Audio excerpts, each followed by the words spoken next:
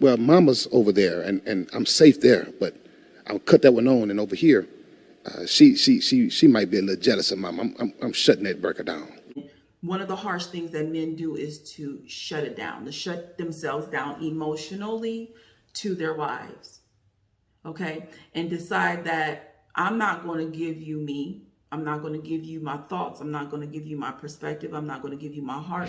We see a lot of jokes on social media, TikToks and Reels, where women are making light of the fact that their men are another child. And although it's fun and jokes, the reality is we do treat them that way sometimes. Some women treat their men like they're the another child instead of like a man.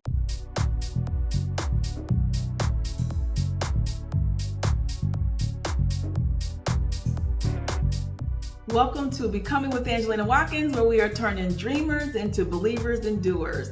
This is a podcast here to help you get out of your own way, to help you overcome the hurdles of your past, walk in your purpose, and live an abundant life. And I'm your host, Angelina Watkins here, your queen of becoming, helping you become who you need to be so you could do what you're purposed to do, so you can live the life that you want to live. And me and my guests, we are here to give you a fresh perspective and the blueprint to win at love, life, and money. So I want to thank you all for tuning in. Welcome. If this is your first time, this is part 4 and our last episode of the series of Men Set the Tone. And so as always, if you've been enjoying this and if you have comments, I encourage you to leave some comments below. Join into the conversation. I love to know what you think. If you have not watched the full video, the link to the full video is down in the description. Go watch the video and then come back. Join in the conversation and tell me what you think about men setting the tone, women creating the atmosphere. Now, in this one, in our last episode, we talked about the men creating a safe place for women, a soft place for them to land. But in today's episode, in that video, I have some clips I want to play about men needing a safe place as well. You know, we think to ourselves, it's all about the woman, the woman, the woman. The woman needs a safe place. The woman needs a place that she can go. A woman needs a place where she is protected and she feels like she could be herself. But it was a long time before I realized men need a safe place too. I thought about something. I said, a lot of times we can shut down those breakers or segment breakers in the places where we don't feel safe, and then open up the breakers in the places where we think we are safe. Like coming to the church and you saying, if the church breaker is open, I'm safe there. I'm safe there. But at home, I'm not understood. A lot of men think that way. Unsafe. I'm unsafe. Well, mama's over there, and I'm safe there, but I'll cut that one on, and over here, she might be a little jealous of mom. I'm shutting that breaker down. See, it's things like that flow through men's mind, and we start shutting things down because we don't feel safe in certain areas. All right, they don't feel safe in certain areas. So he's talking about the fact that as men, to kind of allude before that clip, they were talking about how men are harsh, and one of the harsh things that men do is to shut it down, to shut themselves down emotionally to their wives, okay? And decide that I'm not going to give you me. I'm not going to give you my thoughts. I'm not going to give you my perspective. I'm not going to give you my heart. I'm not going to fully give you me because you've upset me and I don't feel safe with you. But then they go out and they want to give things to their mama, and they want to give to the church, and they're open their feelings and their hearts to everything and everyone but the wife. And he's saying because we don't feel safe. We don't feel like I can be me. I feel misunderstood, right? So just like we talked about the man understanding the woman has to also understand the man. And although we may be in tune with our men a lot of times, because again, we're wired that way emotionally, we have to make sure that we really understand who they are and why they do what they do. Just like the men need to understand who we are and our anxieties and our fears to understand why we do what we do and we make the decisions that we make and we operate in how we operate, We need to be able to take that time and do the same thing with the men. They want to be understood. And we have to take the time to understand, why are you like this? Where's the anger coming from? What happened to you in your past to make you so angry? Why are you so guarded? Who hurt your heart? Do we got mommy issues? Do we got daddy issues? Are we a product of our environment? What did your environment teach you? What did your family dynamics teach him? So we've got to make sure that we are taking the time to understand the man, just like we want the man to understand us. Okay? Most women may not know this. So what you're saying is that men feel unsafe too. Yeah, absolutely. We feel just as unsafe as women do. Because if I feel as if you're not the one that's going to hold me, or maybe you think your opinion should be mine.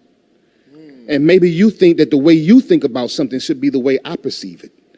That becomes an unsafe place, because then your opinion begins to supersede my feelings, my thoughts, my mindset, how I feel about things. You want your opinion to become mine, and then that makes an unsafe area for me. Because if I can't vocalize what I'm feeling to you, I got to find another place where I can, and I'm going to shut down the breaker here, I'm going to go over there, and then now I'm open. That was a problem for me, because I would come here, and you know how I am, Pastor. This is me every day. I'm going to laugh, I'm going to joke, I'm going to drink my coffee. But my wife would say, well, that's not who you are when you get here. Because at one time I didn't feel safe. So what he's describing here is how the woman can dismiss the man. We talk all the time about the men being dismissive of our feelings, but a lot of times we can be dismissive of their feelings and how they feel and what they think, when we want to come in and tell them what they think is wrong and how they feel is wrong, and you shouldn't feel that way and you shouldn't think that way. And we want to make them take on our perspective, and we want to make them think how we think, and we want to dismiss how they feel. Again, that goes back to understanding where they came from and why they do what they do, why they think what they think, and why they say what they say. Because that then will give you insight into who they are and why they're showing up the way they're showing up, so that you can be able to maneuver and help them work around that. But before we even begin to understand and know where they're coming from, we're trying to force our values and views on them and make them someone that they're not.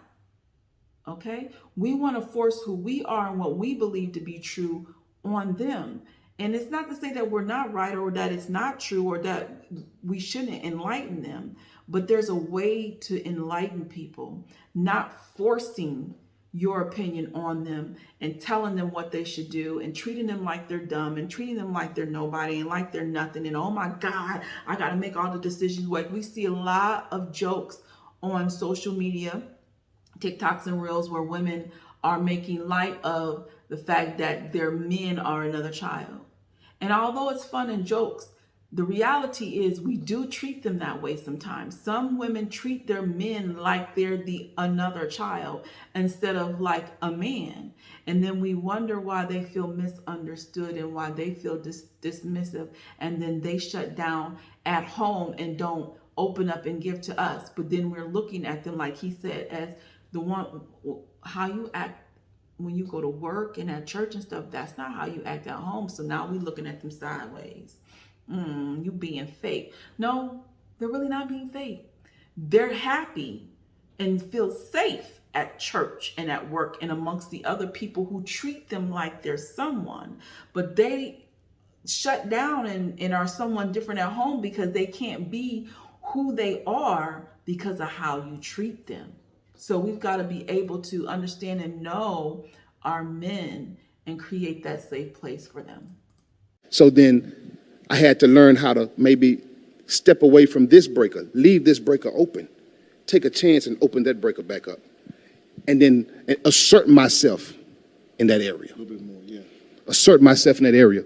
And then the more I started talking, the more I started being open, the more I started asserting, then she started seeing and creating a safe place for me. Okay. Now, this is what goes back into the men set a tone. Men, you don't feel safe. And I get it, and I understand why. Women, you don't feel safe. I get it, and I understand why. But in order to get something different, you gotta do something different. You gotta change who you are and how you're showing up. You gotta be what you want to see. The change starts with you. And so what he realized is, I could turn this off. I could turn this off. And women, we gotta understand, men can turn their feelings on and off. Now it's getting to the point where we have a whole lot more women who can turn their feelings on and off. But men, they could turn their feelings on and off. Okay? And he's like, I can shut this down over here and be something different over there. But he came to the realization that, bro, I can't keep doing this like this. Something's got to change.